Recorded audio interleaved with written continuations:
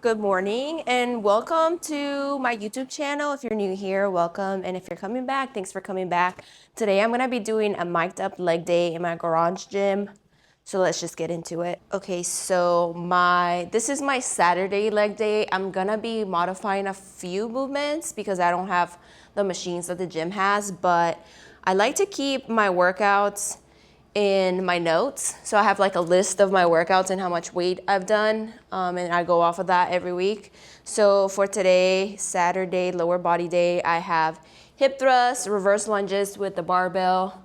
I have seated hamstring curls, sumo squats, and kettlebell Romanian deadlifts. So we'll figure out a way to sub the seated hamstring curls, and then we'll press with the sumo squats with the kettlebell and the Romanian deadlifts. So let's get into hip thrust. It's very unconventional the way I train. Not even, maybe it's a little lazy, I don't know. But my warm-ups consist of doing the movement. Like if I'm feeling really stiff, I'll do like a dynamic warm-up where like I'll warm up my hips.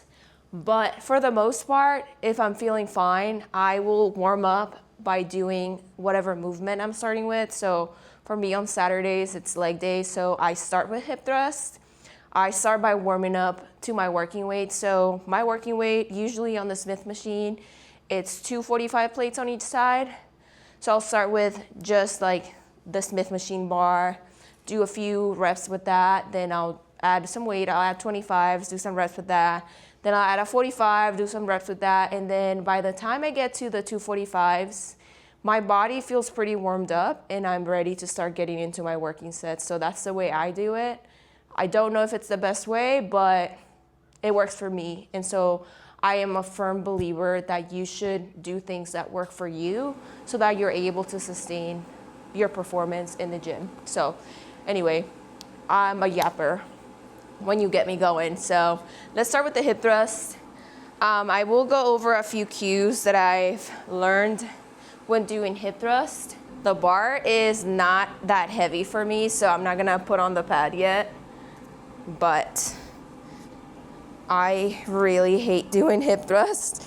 Not on the Smith machine. The setup is such a pain, especially once you start adding weight. But hip thrust, I'll get my stance right, look in the mirror, make sure that I'm going down as deep and then up. So I'm gonna do 10. 1,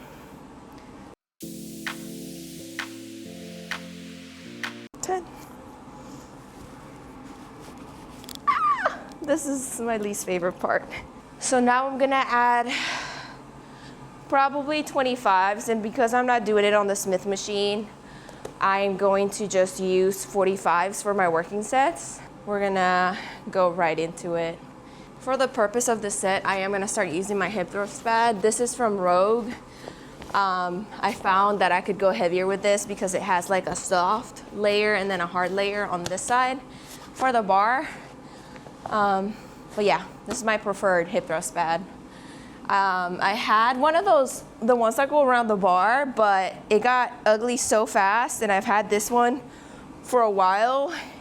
I've washed it and like let it air dry, and it still looks just as good as new, so this is my go-to. This is the worst part for me. Once I start getting into heavier weight, like once the 45s come along, it's gonna be fighting for my life. But all right, let's do this.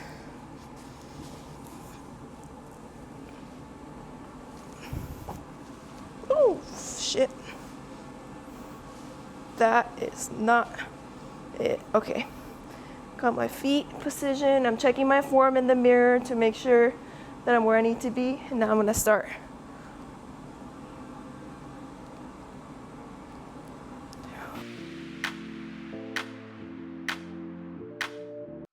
Oh, that's the worst part. I'm definitely moving this stupid pad, yoga mat thing has slipped. We're ready for the 45s. Okay, so I actually am gonna do, that's what's that. I added 25 pounds, so I'll be doing 50, 145 for these hip thrusts. I do 4 sets of 20, so That's what we'll be doing today. Okay, so your shoulder blades will be on the bench. Something that is really important for you to keep in mind when you're doing hip thrusts is keeping your chin tucked in. Unless you have one of those machines where like your whole back is laying flat, you need to keep your chin tucked in when you're doing the movement. So no like looking up, because it ain't helping and it's gonna throw your spine out of alignment and maybe lead to injury. So keep your chin tucked in. And then another thing I look for that I noticed myself doing wrong a couple of Saturdays ago is your ribs need to be tucked in through the movement. And I will show what I mean by that. I think you'll be able to see it better once I take off my jacket, but instead of like moving your whole entire like trunk, I was like doing this weird thing where I was just like letting my hips drop and then keeping my ribs flared up. No, that is bad form, and I caught myself doing it, and now I have to like remind myself to bring my ribs with me when I'm doing the hinge. So enough yapping. I will show you what I mean by that. I'll show you what I was doing wrong, and then I will show you how I corrected the movement. Oh, this is the worst part. Okay. Sure my legs, my feet are right. Okay, so when you go down, and I don't know if you'll be able to see it in the video, I was doing this thing like this. See how my ribs are up and my hips dropped? That is not good form. You need to go like this. Keep your ribs, brace your core, keep your ribs in, and then bring everything down with you when you're doing the movement. 2.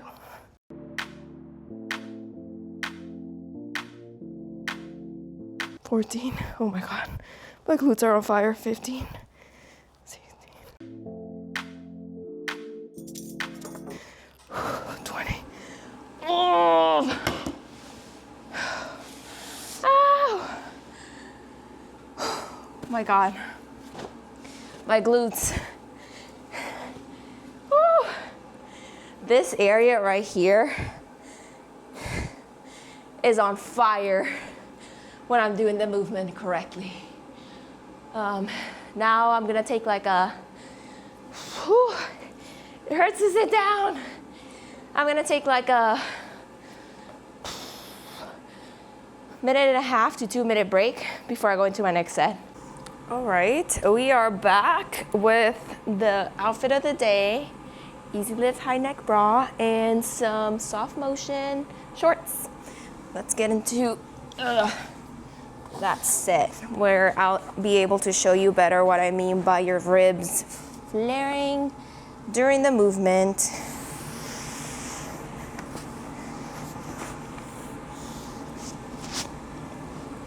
Ow. Okay. This is a rib flare.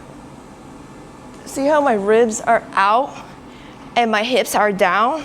You don't want that. You don't want this either. Oh, that even feels like shit. That throwing your spine out of alignment. You wanna tuck, brace your core, tuck your ribs in, and do the movement. 1.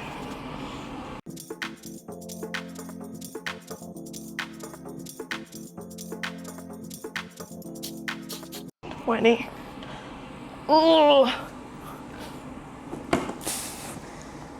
Whew. That feels like I'm out of breath. And I'll show you where. You really feel it right here in your glute muscle when you're doing this movement properly. Let's move on to the next exercise. Run into the other part of my workout that is so challenging that I don't want to do, but I'm like spent from those hip thrusts, but now I have to do Bulgarian split squats. After that, I feel like it's pretty easy going, but this is the second hardest part of my workout. So I will set up the bar. And we need a weight to step on, so I'm gonna use this 35 that I got here. I like to start with no weight, just so I can make sure that I'm doing the movement properly. So, no weight. Just trying to get my foot placement right. And make sure that I'm feeling it where I intend on feeling it, which should be my glutes. I'll do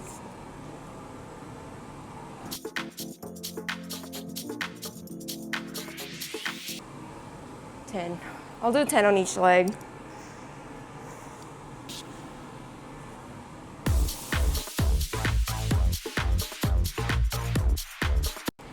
Now I start adding weight, so I'll probably do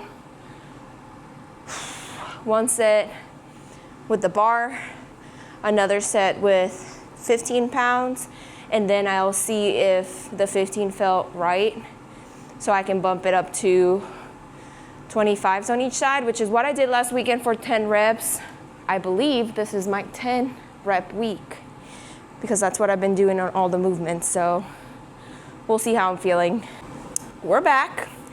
The 15 felt fine for my warm-up, so I upgraded to the 25, and we're gonna do 4 sets of 10. Let's do the first one.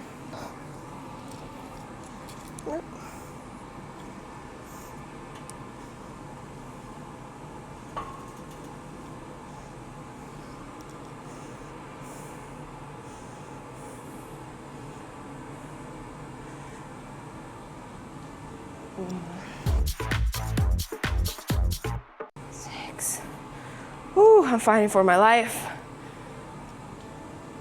7, 8, 2 more. 9, 1 more. 10. Oh, sorry for the noises. Hold up. I need to regroup before this next leg. All right, let's get it done. Let's get her done. Anticipation of the weight feeling so heavy. It's such a mind game. Okay, 10. All right, get your stance together.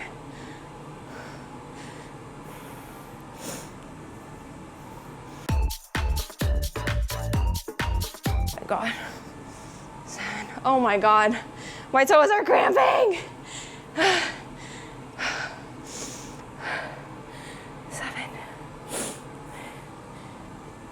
8. 9. 10. Woo. We made it. 3 more sets. And then we're on to the next movement. For my next movement, I think instead of doing, because I don't have a hamstring machine, I'm gonna be doing B stands, RDLs. So I just position my feet. Now I'm gonna start with this leg, just kick this one back a little bit, kind of like you're making a letter B, though I don't see where the B's at. Maybe the B's the glute, I don't know, but lighter weight and really focusing on hinging back. Hinge. And keep the bar close to your shin, and then back up. I like to press with my whole foot. Keeping your spine neutral, just look in front of you, like 3 feet in front of you.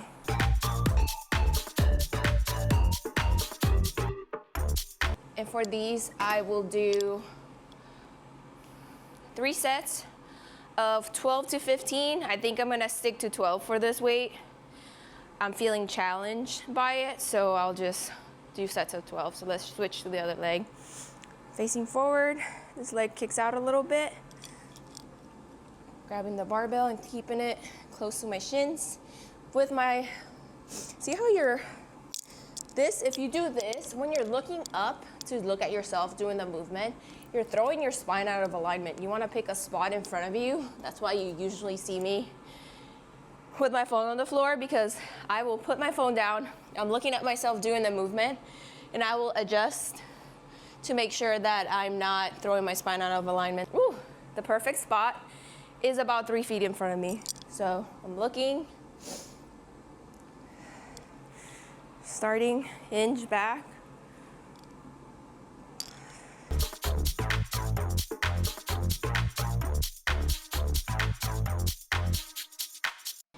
And that's it for that movement.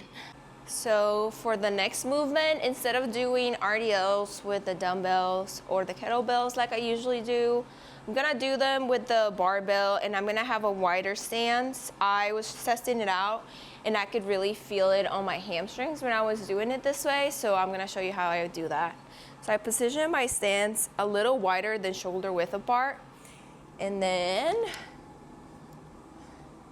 I'm just gonna hinge my hips back from up here. Just keep the bar close to you, hinge, and feel that stretch. I really feel the stretch right here on my hamstrings. So I'm gonna do 3 sets of 20. So that one didn't count. And I need to adjust my weights, but 3 sets of 20, here we go.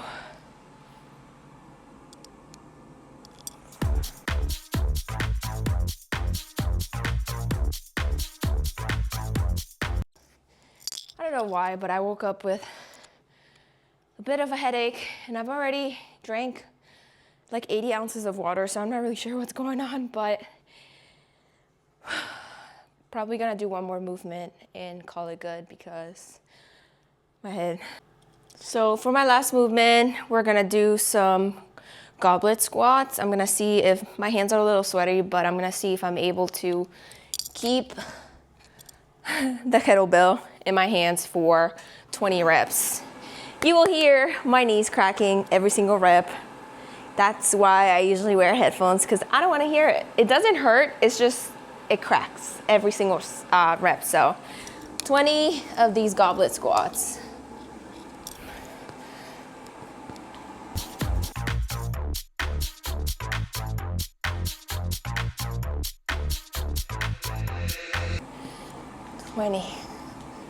Whew.